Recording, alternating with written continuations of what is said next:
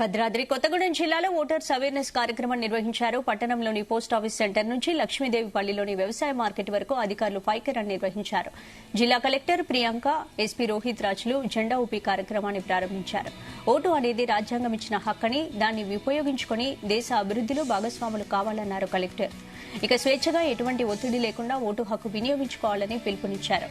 మీ అమూల్యమైన ఓటుని డబ్బుకి, మద్యానికి అమ్ముడు పోవద్దని, ఓటింగ్ శాతాన్ని పెంచాలని తెలిపారు.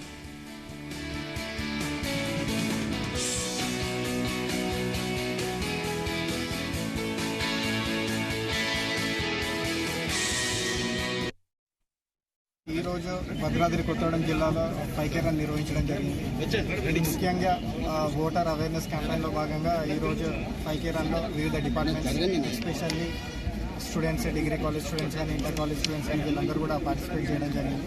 దీని ముఖ్య ఉద్దేశం ఏంటంటే రాబో లోక్సభ ఎన్నికల్లో మే 13th ఏదైతే పోలింగ్ డే ఉందో ఆ రోజు అందరూ కూడా తన ఓటు హక్కు వినియోగించుకొని తన భవిష్యత్తును తానే నించుకోవాల్సిందిగా ఈ ప్రోగ్రాం ద్వారా మేము తెలియజేస్తున్నాము. అదేవిధంగా వాళ్ళ ఇంట్లో ఉన్న పెద్దలకు కానీ వాళ్ళు ఎటువంటి ప్రలోభాలకు, మద్యం, అదేవిధంగా మజిల్ పవర్, మనీ వీటన్నిటికీ ప్రలోభాలకు గురవ్వకుండా ఫ్రీ అండ్ ఫేర్గా ఎలక్షన్స్ కండక్ట్ చేస్తామని, అదేవిధంగా ఓటర్స్ కూడా ఎవరైతే ఎస్పెషల్లీ న్యూ ఓటర్స్ 18+ క్రాస్ అయి ఉన్నారో వాళ్ళందరూ కూడా తన ఓటును వినియోగించుకొని ఏదైతే మనకు వస్తుందో టౌన్, సిటీస్లో ఓటింగ్ శాతం తక్కువ ఉండి విలేజెస్లో ఎక్కువ ఉందో అది ఈసారి జరగకుండా టౌన్ అండ్ సిటీస్లో కూడా ఈసారి ఓటింగ్ శాతం ఇంక్రీజ్ చేయడంలో భాగంగా ఈరోజు పైకెరన్ నిర్వహించడం జరిగింది.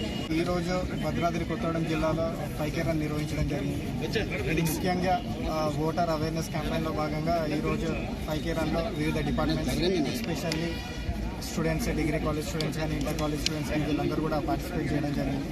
దీని ముఖ్య ఉద్దేశం ఏంటంటే రాబో లోక్సభ ఎన్నికల్లో మే 13th ఏదైతే పోలింగ్ డే ఉందో ఆ రోజు అందరూ కూడా